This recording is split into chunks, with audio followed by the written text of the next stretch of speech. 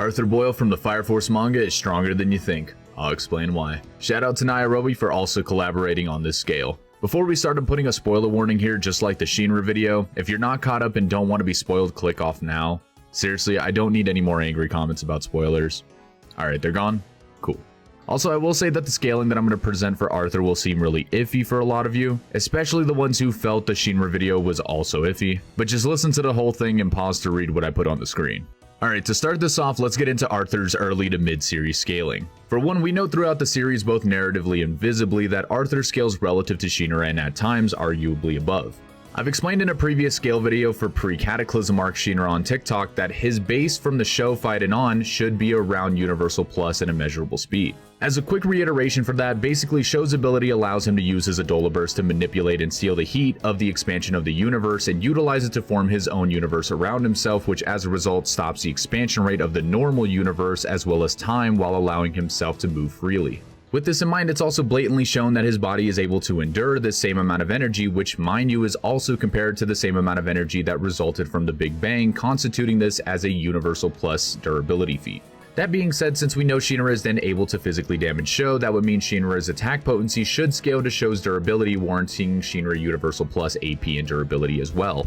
Oh, and for the immeasurable speed part, it's pretty self-evident. Shinra is just able to time travel via sheer speed. Don't think I really have to get into that. Think of it as something very similar to what Flash does in DC. And if you disagree, just check out my video where I address common immeasurable speed Shinra debunks, or feel free to discuss it with me in my server Company 8. Link is in the description as well as my bio on TikTok. Anyways, keeping all of this in mind, since Arthur has shown blatant relativity to Shinra even after the fact, with showings of Arthur reacting to Shinra in small bouts and even directly reacts to Show's severed universe, we can safely place early to mid-series Arthur at Universal Plus attack potency and durability, and at least inaccessible speed, arguably immeasurable speed. Now keep this in mind as well, when I say he arguably has immeasurable speed, I'm speaking solely on the fact that he's able to react and combat on par with someone who is immeasurable speed.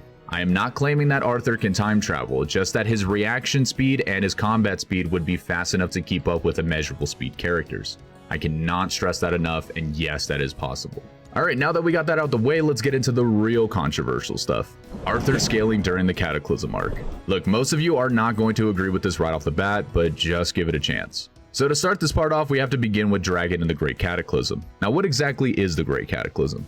Essentially, it's a function of Adola that utilizes despair to lead the collective unconscious of humanity and all human ideation to death by unifying Adola and reality together. Now, I've already explained previously in the Shinra Bancho Man video what Adola is and why it scales so high, but it did cause a lot of confusion for people, so let me take some time to reiterate and explain it a bit more in depth. Adola is a realm of existence outside of reality where all human ideation arrives and manifests within. Human ideation in the context of the Fire Force verse refers to all concepts that shape the very physics of reality. We even have showings and statements of Adola containing abstractions like truth, law, mathematics, etc., and even includes the concept of higher plane, or as a direct kanji Kojigin translates to, high dimension / higher dimensions. However, this could be interpreted a couple of different ways. One, we can interpret this as a concept that encompasses any and all dimensions higher than what humanity can perceive. Whether you agree with humanity being able to perceive existence within the second dimension or the third, this would still apply to any and all dimensions considered to be quote-unquote higher than those. The second way to interpret it is just that it encompasses all of dimensionality as a whole, which isn't too far different than the first interpretation considering it wouldn't alter the scaling, but I know a lot of people feel iffy when I say that. But personally, I do believe this should encompass all of dimensionality since there isn't anything fundamentally different between a higher or lower dimension, just that they exist as separate vector spaces. Now, I want to bring this up because it comes up a lot. Whenever I mention the fact that Adola contains the concept of higher dimensions, people always ask me for a quantification of the dimensional structure for Fire Force. To be blunt, there isn't anything direct for how far its dimensionality scales to, but let me explain why that doesn't matter. Let's say we have person A, B, and C. Now let's say person A creates the concept of cup into existence. Then person B creates 3 physical cups. Does the value for what person A created change at all? No, right? Because why would it? It's the concept that dictates the existence of said cups, not vice versa. Now let's say person C is just a massive Chad and decides he's going to make an infinite amount of cups. Does the value for what person A created then change? No, because again, those physical cups are dependent on the idea of cup, not the other way around. The point of this is to explain that regardless of the quantification for what the concept dictates or governs over within reality, the value for said concept should remain unfazed. To put it simply, the idea of cup will still be the idea of cup no matter how many cups there are in reality. This would mean that no matter if the Fire Force verse has 3 dimensions or infinite dimensions, it would all partake in the idea of dimension or dimensionality. Does that make sense? So if the context explains that a dola contains all concepts and one of those concepts is said to be higher dimensions, then this logically would mean a dola would be above any and all aspects in reality that partake within the idea of higher dimensions, no matter the size of the structure. Now let's move on to why these are actually impressive concepts that overtake aspects of reality and not just plain old human thoughts. The most blatant evidence we have to support this is when the Great Cataclysm is nearing its complete linkage with reality, the laws that govern the structure of not only the universe but the very story itself begin to alter. Some of the best examples we have of this are of when the physics of the moon, the stars, and water start to change into how humanity perceives them. There is also this statement here that explains that this will be the case for the entire universe as well. What this means is that whatever they collectively conceptualize as reality starts to become reality and overtakes pre-existing concepts made from the people before previous cataclysms. Which, yes, the pre-existing reality within Fire Force is also said to be formed with the concepts of people before previous cataclysms. This is also supported by statements from Haumea explaining that all of creation stems from imagination and that imagination creates and destroys all possibilities. That being said, since despair is the sole driving force that leads all concepts including dimensionality to death, this would warrant Adola and despair outerversal qualities. Now let's talk about Dragon and why he scales to this. As the strongest member of the Cataclysm Force who has been alive since ancient times before the previous Cataclysm, Dragon is stated to be the incarnate of calamity and has become the literal embodiment of despair, which in turn made his existence the greatest driving force fueling the current Great Cataclysm. Even when all of the Fire Force companies attempt to boost hope in everyone to combat the overwhelming disparity leading reality to ruin, it remains virtually ineffective due to Dragon's sheer amount of despair that again, the Great Cataclysm uses as fuel. So not only does Dragon's despair outweigh the collective despair of humanity, but it's even stated that his fight with Arthur would actually determine the fate of the Cataclysm and their story. The reason all of this is important to note is because this explains to us that Dragon himself being the greatest driving force for the Cataclysm's completion means his existence is vital for the unification of all of Adola in reality, which would warrant Dragon relative scaling to Adola itself, making him outerversal.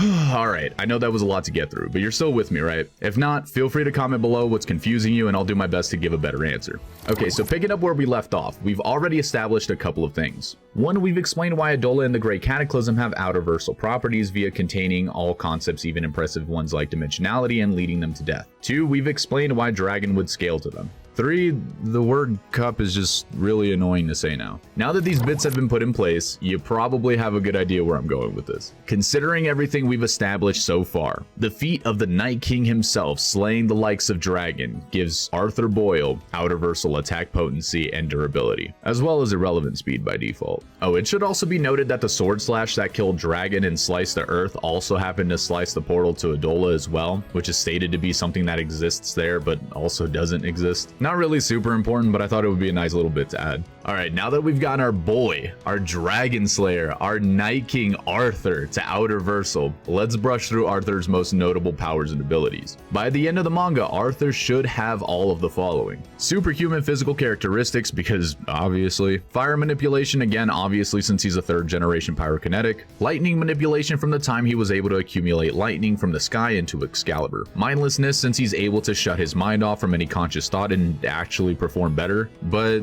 also because he's pretty stupid and this allows him to resist things like mind hacks. Yeah, that actually happened. Energy projection, since plasma equals energy and he projects that from the hilt of his sword. Durability negation, since he was able to use his plasma to isolate and kill Giovanni within Yu's brain without actually physically harming you in any way. Pain suppression to an absurd degree, like literally having half of his body removed and still fighting. Reactive power level, since he was getting more powerful as he fought Dragon. Power modification, since he's able to use his plasma for things like teleporting and accumulating lightning and other things. Teleportation, since he was just able to instantly teleport to Dragon's location. Regeneration, because he was able to mend his body from half of it being blown off. Empowerment, as he's able to grasp Adola and the collective unconscious and form it into strength. Statistics amplification, because through his delusions he's able to amplify his own physical stats, especially when he is pushed to the brink of death. He's able to call upon an even greater power boost from his fight or flight response, which amps him even higher. Type 1 self-sustenance, he can breathe in space. thought manifestation, text manipulation, reality warping, and subjective reality, as he's able to create physical text into existence in the same font that his video game used by just equipping a plain old ring. Fate manipulation, since it was stated that the result of his fight with Dragon would decide the fate of their world and their story.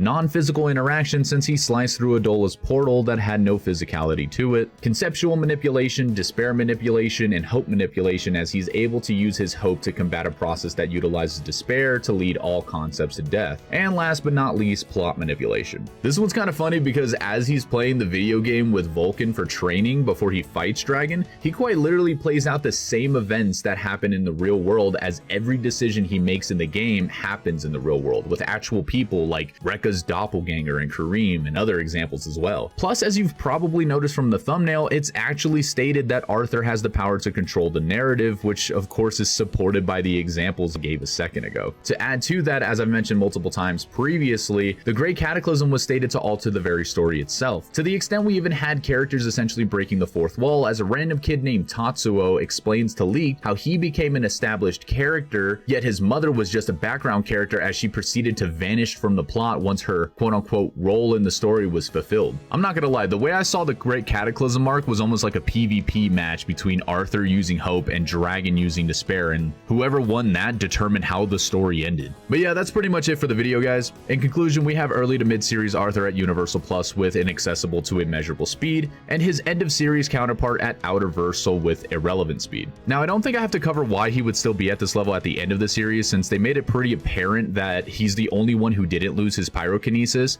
but there you have it anyways. I know a lot of you still may not agree with the scaling in this video, and that's okay. Everyone is free to interpret things how they like. But if any of you want to discuss it, feel free to join my server Company 8 in the link in the description, or the link in my bio if you're watching from TikTok. Anyways, thank you all for watching, and I'll see you in the next one. Oh, and don't forget to like, follow, or subscribe. Peace!